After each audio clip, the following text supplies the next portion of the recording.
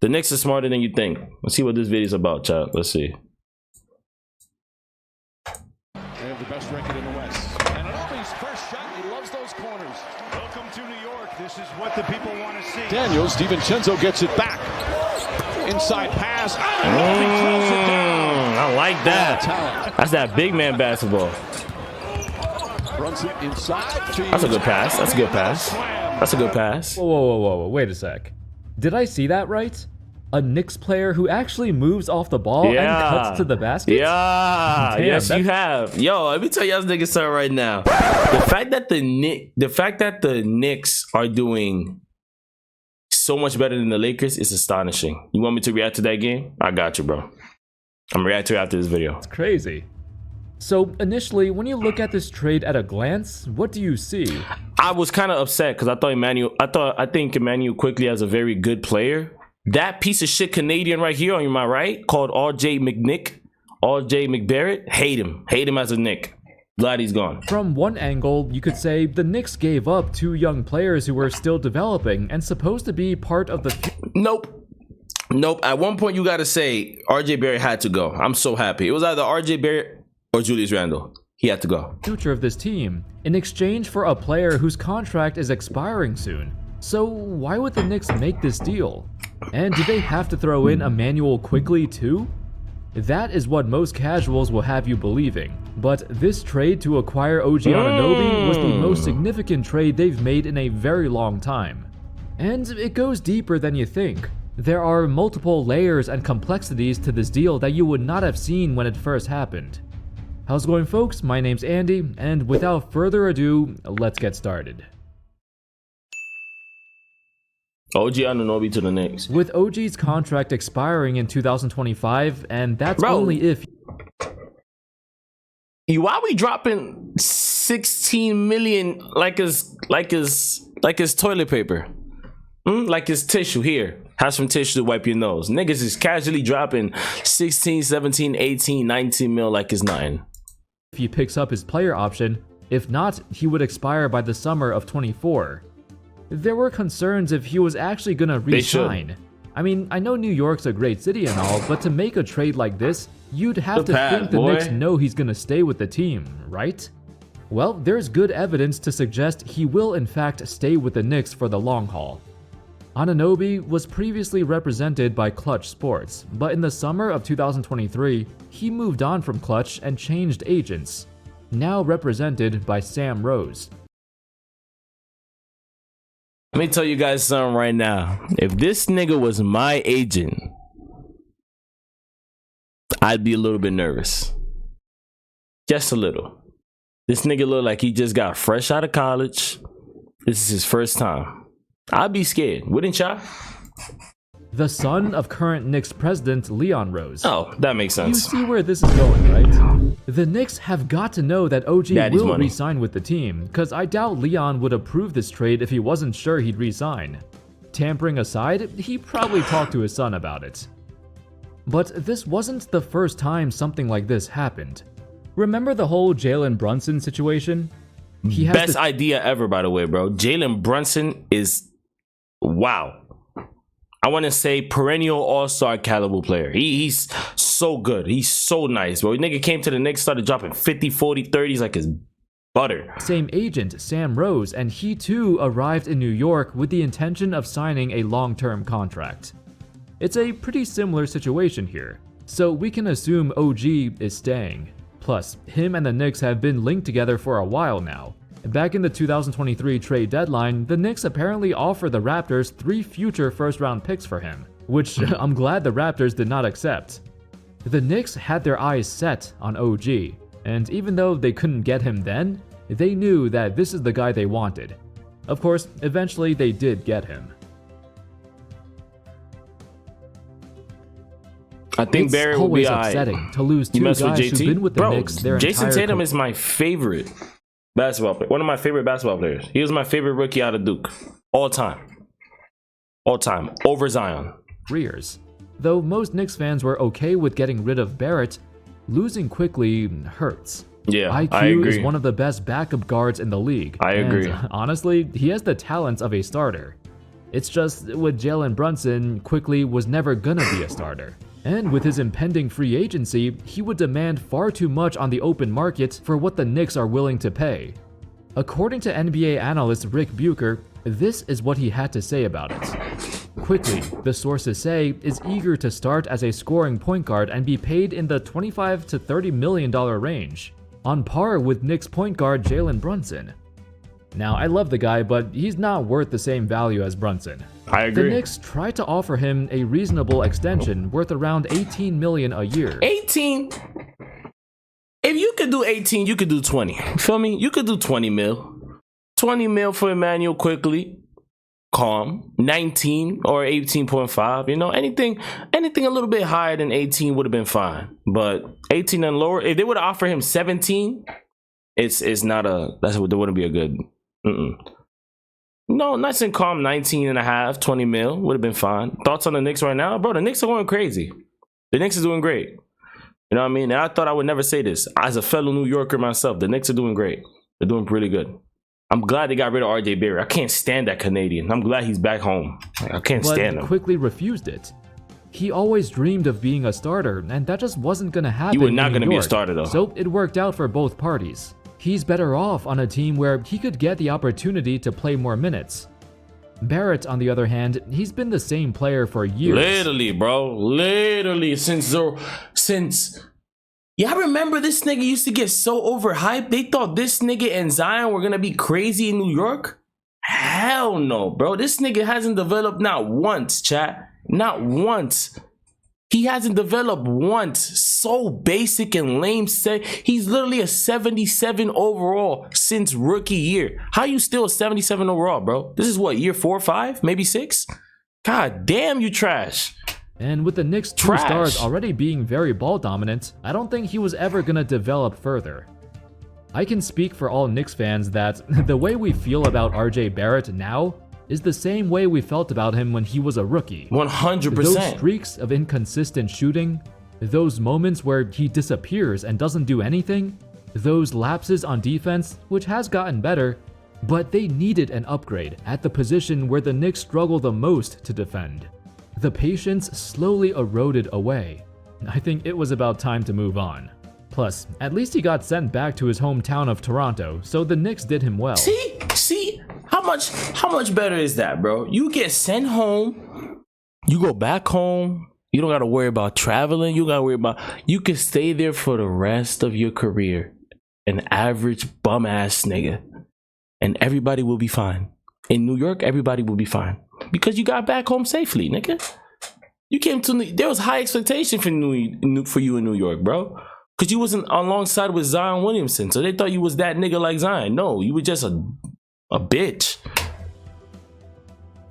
OG seamlessly slid into RJ's spot and immediately made an impact. He is a different player than RJ, but he is a direct upgrade to what the Knicks are looking for at this position. 15 in minutes. The 2022-23 season, OG not only led the league in steals, but his defensive impact can also be measured in the advanced metrics. He registered a defensive real plus-minus of plus 5.08. Okay. That was second among all small forwards in the NBA. Cookies. OG's defensive prowess has been recognized across the league, hence why he was rewarded with an all-defensive second-team nomination. Okay. This is what the Knicks have been missing for years. A wing player who can take on the task of guarding all the elite wing players. Hopefully he's not injury prone, because if he starts getting injured, it's wraps. In the NBA today. In the previous year, he also recorded 3.6 deflections per game, good for second in the NBA among all players, which can be attributed to his great lateral quickness and his 7'2" wingspan. Jesus It's not just his Christ. defense, though. There are aspects of OG's game that are low-key and overlooked, but it makes him the perfect complementary player to the Knicks' main stars. For example, his ability to impact. You know who's a player that I don't really like on this team? Julius Randle. His play style reminds me of Domantas Sabonis. And Domantas Sabonis is a nigga that he'll set the keys running the point. I'm gonna set you that screen, give it to you. You do what you gotta do, and he'll get an assist. Feel me? It's weird. I don't like his play style. I don't. I can't stand his play style. That's why I'm happy he got somebody alongside Jalen Brunson who can actually, you know, facilitate. He's more of a scorer, defender type, mostly scoring around the post. Jalen Brunson's all around. He could drive in. He could lay it up. He could shoot the midi. He could three. He could also pass the ball. RJ Barrett was just a stoic ass 75 overall. Offense off the ball is amazing. He actually moves off the ball. He cuts to the basket and tries to squeeze into the best spots to get a good look. His effective field goal percentage. The fact that, imagine flexing, cutting in the basket in an NBA team. That's how you know this team is garbage. When they have to be so hype that a one player is cutting in the basket and driving it in. That is insane to me. Now he AI? Nah, that's a fact. In catch and shoots, exactly. He reminds me of a whole AI, bro. I couldn't agree more. Very rarely do you see OG take a bad shot. When he sees the defense, he knows when to pull back or when to pass it to someone else. Instead of forcing a shot so was just talking about you, my boy. This is in stark contrast to Barrett. There are so many times he takes what I like to call Kobe shots. Shots that will get the crowd roaring if he makes it. But they're still bad shots, and he doesn't make them that often either. That's why, offensively, while OG doesn't take as many shots or score at the same volume as Barrett, he's always been more efficient in every season of his career. The two most important aspects of offense, three-point shooting and finishing at the rim, I'm very happy. I'm a Ja Morant hater. The moment I found out Ja got injured, obviously I feel very bad for him, but I never liked his delinquent thug minority having ass. I'm glad. He needs a break. He needs to relax and sit down. Counts as Barrett in both of these categories. I do. For his career, he hits his shots at the rim at a 70% rate, compared to Barrett's 60%. And this season in particular, that number has risen to 76% for OG. Oh my goodness. Consistent and stoic are the two most defining characteristics of OG's career. Good steal. Although he's not the perfect player, he's the perfect player for this team. Speaking about Victor, I'm gonna watch a video on that before we go. Because it's the New York Knicks. In the past, for those who've been around the Isaiah Thomas years, or even the Phil Jackson years, the Knicks have always struggled with managing their picks and young prospects. It was common to see them throw away first-round picks for washed-up veterans, and 99% of the time, it never worked out.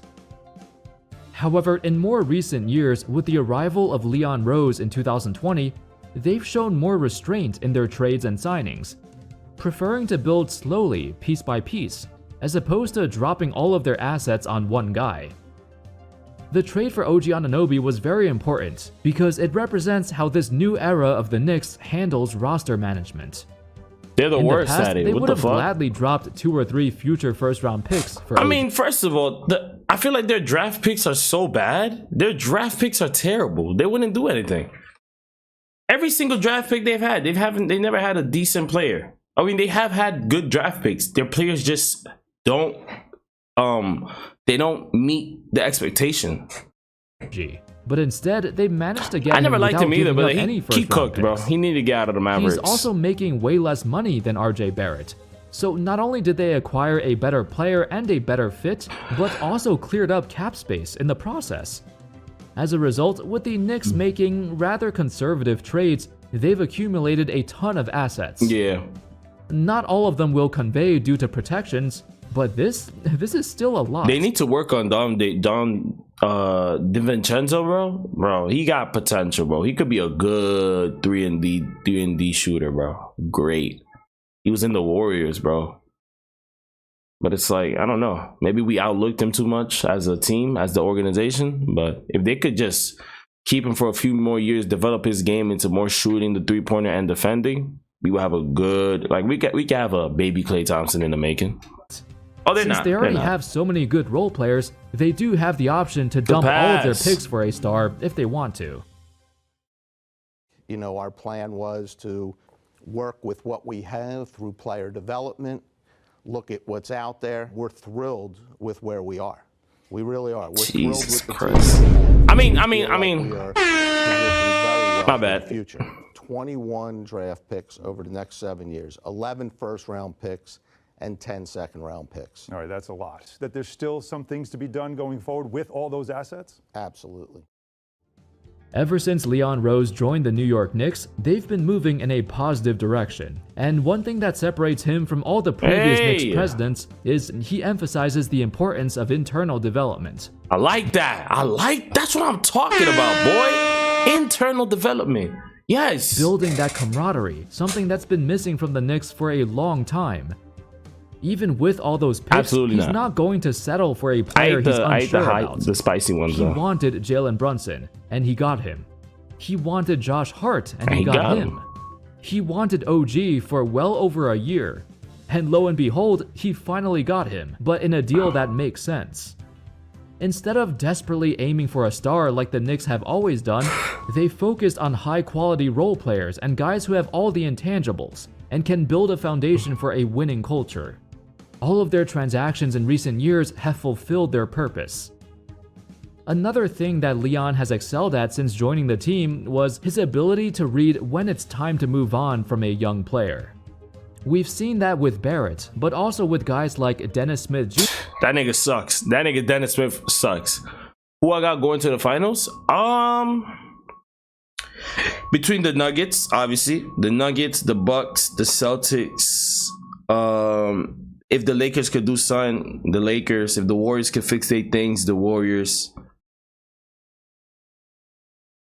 That's it. It's very stagnant.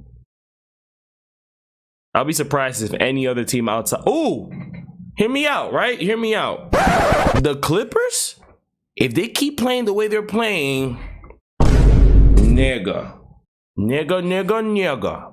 they could go to the finals. They could go to the finals. Over the Celtics? Over the 76ers? Yes. Yes, I'm sorry. 76ers are not making it to the finals. I'm sorry. Jr., Frank Ntilikina, Kevin Knox, Cam Reddish.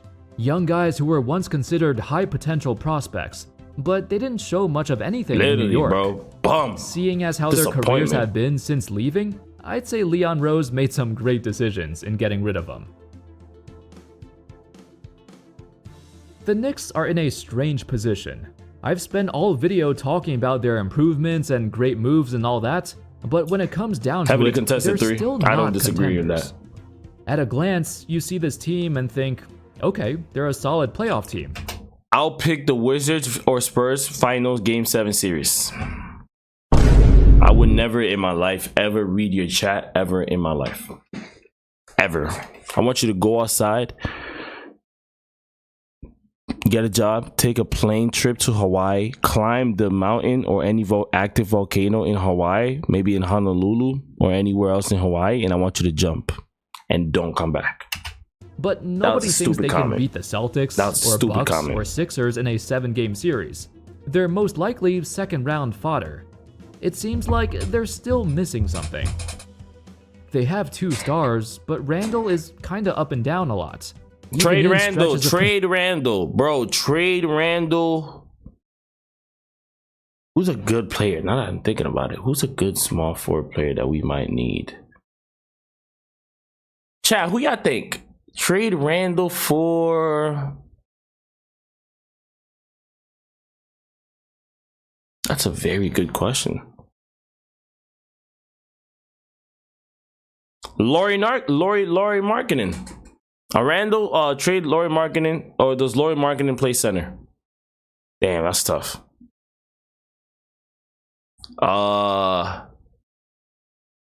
Kate Cunningham for Ben Simmons is not my favorite. A healthy Ben Simmons would be very good. A package trade, yeah. Package trade would be good. Consistency, you never know what you're gonna get from him. Can't stand his black ass. That nigga sucks. He sucked in his first few appearances in the playoffs. Sucked. Yes, he did. You could tell there are games when Brunson is literally doing everything, and Randall doesn't show up when he's needed the most. Bro? As I mentioned, the Knicks have done an incredible job of getting high-quality, high-energy role players. From Mitchell Robinson to Isaiah Hartenstein, they got bigs who hustle and do all the dirty work. From Josh Hart to Dante DiVincenzo to OG, they got wings who can defend and shoot. When the game slows down, when they need someone to throw the ball to and create something out of nothing, they rely on Brunson way too much. On the bright side, Couldn't we have agree seen more. Randall at least make an effort in changing the way he plays. He cut down on his threes. He's taking fewer bad mid-range shots. It's a work in progress, but they do need someone who's more reliable than Julius Randle. Over the last couple years, I've never been a fan of his game. I've made numerous videos talking about how I wish the Knicks would trade him. But every year, he goes on a crazy streak of games that make you believe he's changed. Except, as the months go by, you realize he hasn't. He still has those same flaws. Yes, because he always fucking's had. terrible. He's literally a bigger version of Julius of RJ Barrett. They're not developing their game. You're not developing nothing. You're not developing your dribble. You still dribble like you're 85 years old. You still shoot heavily contested shots. You're not cutting down on weight so you can have a quicker release. You're just bum, bro. You're a bum. Randall is obviously super talented, but it's more so that you don't know what to expect from him. Especially because he's basically their secondary playmaker. I'm gonna change that. I'm literally 3 minutes in, So to have the ball in his hands in high-pressure situations, he never responds well. It's a very iffy dilemma because every other team knows his shortcomings. They know Randall's value is not that high. Even if the Knicks shop him around like they've been doing, they probably won't get anyone back with the same level of talent as Randall. I got you. The current construction of this roster is essentially built around him and Brunson, and built very well, with all these supporting pieces that really fill in all the gaps. I need this nigga to get gone. I need him to disappear. That nigga right here, Mitchell Robinson, I develop him. Develop him. Chat, y'all let me know what y'all want me to react to. It's just Debate a question of spam one for poster video, spam two for any other NBA video. Should I be satisfied if the Knicks reach the second round and lose again? Would that be considered a successful season? Or should I expect more from them? What will it take to consider them an Eastern Conference contender? A lot more. People joke about the Warriors and Steve more Kerr when he said that they have two timelines. One with their current They traded guy. Randall for Laurie Mark. Stop lying. That's lying. That's your lying. You're lying. You're lying. You're lying. Say word to your mother. Say word to your mother. I'm a god, bro. Well, I'm not a god, but I'm a genius.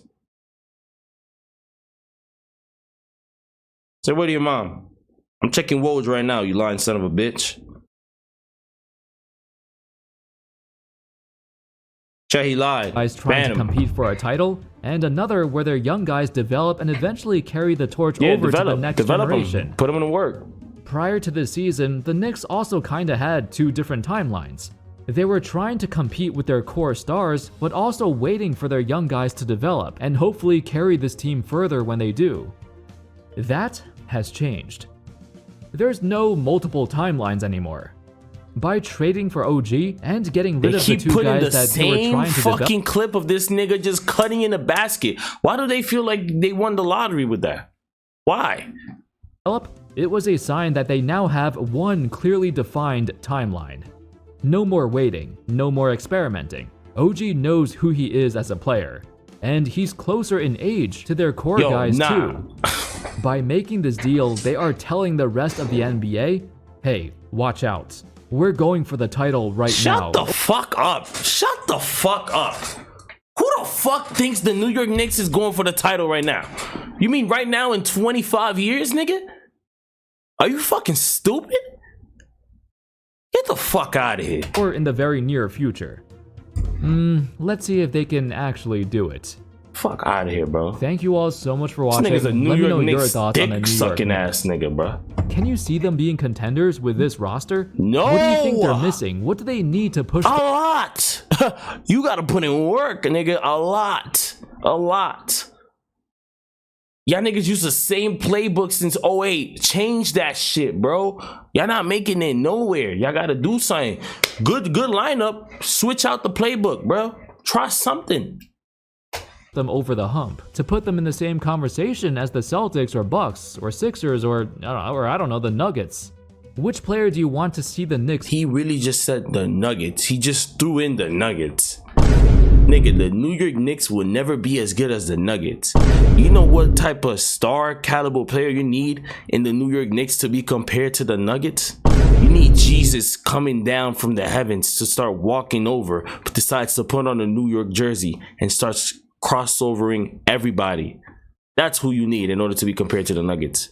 Until then, you're a Knick. That's all you will ever be, nigga. A Knick. BB Gaming and MM Gaming is live.